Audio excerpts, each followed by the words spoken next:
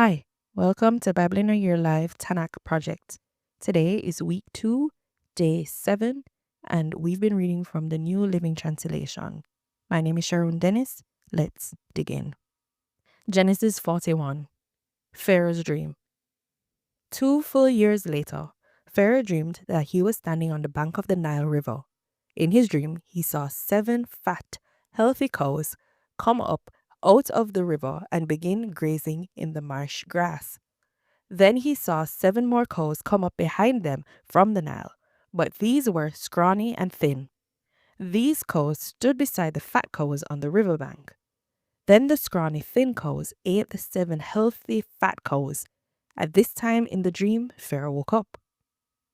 But he fell asleep again and had a second dream. This time he saw 7 heads of grain, plump and beautiful, growing on a single stalk. Then 7 more heads of grain appeared, and they were shriveled and withered by the east wind. Then these thin heads swallowed up the 7 plump, well-formed heads. Then Pharaoh woke up again and realized it was a dream. The next morning, Pharaoh was very disturbed by the dreams. So he called for all the magicians and wise men of Egypt. When Pharaoh told them his dreams, not one of them could tell him what they meant. Finally, the king's chief cupbearer spoke up.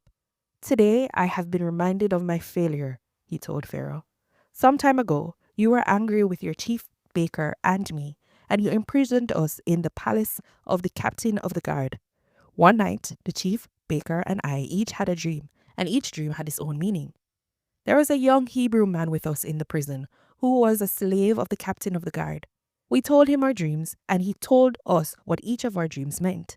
And everything happened just as he had predicted. I was restored to my position as cupbearer, and the chief baker was executed and impaled on a pole."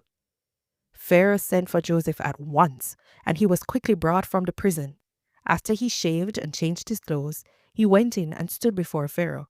Then Pharaoh said to Joseph, "I had a dream last night, and no one here can tell me what it means.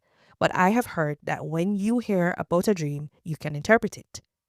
"It is beyond my power to do this," Joseph replied, "but God can tell you what it means and set you at ease." So Pharaoh told Joseph his dream. "In my dream," he said, "I was standing on the bank of the Nile River, and I saw 7 fat, healthy cows come up out of the river and began grazing in the marsh waters. But then I saw 7 sick-looking cows, scrawny and thin, come up after them. I've never seen such sorry-looking animals in all the land of Egypt. These thin, scrawny cows ate the 7 fat cows, but afterward you wouldn't have known it, for they were still as thin and scrawny as before. Then I woke up. In my dream, I also saw 7 heads of grain, full and beautiful, growing on a single stalk. Then 7 more heads of grain appeared, but these were blight, shriveled, and withered by the east wind. But the shriveled heads swallowed the 7 healthy heads. I told these dreams to the magicians, but no one could tell me what they mean." Joseph responded, "Both of Pharaoh's dreams mean the same thing. God is telling Pharaoh in advance what he is about to do. The 7 healthy cows and the 7 healthy heads of grain both represent 7 years of prosperity. The 7 thin, scrawny cows that come up later and the 7 thin heads of grain withered by the east wind represent 7 years of famine. This will happen just as I have described it, for God has revealed it to Pharaoh in advance what he is about to do. The next 7 years will be a period of great prosperity throughout the land of Egypt, but afterward there will be 7 years of famine so great that all the prosperity will be forgotten in Egypt. Famine will destroy the land. This famine will be so severe that even the memory of the good years will be erased.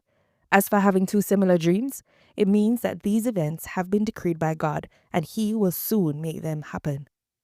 Therefore, Pharaoh should find an intelligent and wise man and put him in charge of the entire land of Egypt. Then Pharaoh should appoint supervisors over the land and let them collect 1/5 of all the crops during the 7 good years. Have them gather all the food produced in the good years that are just ahead and bring it to Pharaoh's storehouses. Store it away and guard it so that there will be food in the cities. That way, there will be enough to eat when the 7 years of famine come to the land of Egypt. Otherwise, this famine will destroy the land." Joseph made ruler of Egypt. Joseph's suggestions were well received by Pharaoh and his officials. So Pharaoh asked his officials, "Can we find anyone else like this man, so obviously filled with the Spirit of God?" Then Pharaoh said to Joseph, "Since God has revealed the meaning of the dreams to you, clearly no one else is as intelligent or wise as you are. You will be in charge of my court, and all my people will take orders from you. Only I, sitting on my throne, will have a rank higher than yours." Pharaoh said to Joseph, "I hereby put you in charge of the entire land of Egypt." Then Pharaoh removed his signet ring from his hand and placed it on Joseph's finger. He dressed him in fine linen clothing and hung a gold chain around his neck. Then he had Joseph ride in the chariot reserved for his second in command. And wherever Joseph went, the command was shouted, "Kneel down!" So Pharaoh put Joseph in charge of all Egypt. And Pharaoh said to him, "I am Pharaoh, but no one will lift a hand or foot in the entire land of Egypt without your approval." Then Pharaoh gave Joseph a new Egyptian name, Zephanath-Panai. He also gave him a wife whose name was Asenath. She was the daughter of Potiphar, the priest of On. So Joseph took charge of the entire land of Egypt. He was 30 years old when he began serving in the court of Pharaoh, the king of Egypt. And when Joseph left Pharaoh's presence, he inspected the entire land of Egypt. As predicted, for 7 years the land produced bumper crops. During those years, Joseph gathered all the crops grown in Egypt and stored the grain from the surrounding fields in the cities. He piled up huge amounts of grain, like sand on the seashore. Finally, he stopped keeping record because there was too much to measure. During this time, before the first of the famine years, 2 sons were born to Joseph and his wife Asenath, the daughter of Potiphar, the priest of On. Joseph named his older son Manasseh, for he said, "God has made me forget all my troubles and everyone in my father's family." Joseph named his second son Ephraim, for he said, "God has made me fruitful in this land of my grief." At last, the 7 years of bumper crops throughout the land of Egypt came to an end. Then the 7 years of famine began, just as Joseph had predicted. The famine also struck all the surrounding countries, but throughout Egypt there was plenty of food. Eventually, however, the famine spread throughout the land of Egypt as well. And when the people cried out to Pharaoh for food, he told them, "Go to Joseph and do whatever he tells you." So, with the severe famine everywhere, Joseph opened up the storehouses and distributed grain to the Egyptians, for the famine was severe throughout the land of Egypt. And people from all around came to Egypt to buy grain from Joseph because the famine was severe throughout the world. Genesis 42. Joseph's brothers go to Egypt. When Jacob heard that grain was available in Egypt, he said to his sons, "Why are you standing around looking at one another? I have heard that there is grain in Egypt. Go down there and buy enough grain to keep us alive. Otherwise, we'll die." So Joseph's 10 older brothers went down to Egypt to buy grain. But Jacob wouldn't let Joseph's younger brother, Benjamin, go with them, for fear some harm might come to him. So Jacob's sons arrived in Egypt along with others to buy food, for the famine was in Canaan as well. Since Joseph was governor of all Egypt and in charge of selling grain to all the people, it was to him that his brothers came. When they arrived, they bowed before him with their faces to the ground. Joseph recognized his brothers instantly, but he pretended to be a stranger and spoke harshly to them. "Where are you from?" he demanded. "From the land of Canaan," they replied. "We have come to buy food." Although Joseph recognized his brothers, they didn't recognize him, and he remembered the dreams he'd had about them many years before. He said to them, "You are spies. You have come to see how vulnerable our land has become." "No, my lord," they explained. "Your servants have simply come to buy food. We are all brothers, members of the same family. We are honest men, sir. We are not spies." "Yes, you are," Joseph insisted. "You have come to see how vulnerable our land has become." "Sir," they said, "there are actually 12 of us. We, your servants, are all brothers, sons of a man living in the land of Canaan. Our youngest brother is back there with our father right now, and one of our brothers is no longer with us." But Joseph insisted. "As I said, you are spies. This is how I will test your story. I swear by the life of Pharaoh that you will never leave Egypt unless your youngest brother comes here. One of you must go and get your brother. I'll keep the rest of you here in prison. Then we'll find out whether or not your story is true. By the life of Pharaoh, If it turns out that you don't have a younger brother, then I'll know you are spies." So Joseph put them all in prison for 3 days. On the third day, Joseph said to them, "I am a God-fearing man. If you do as I say, you will live.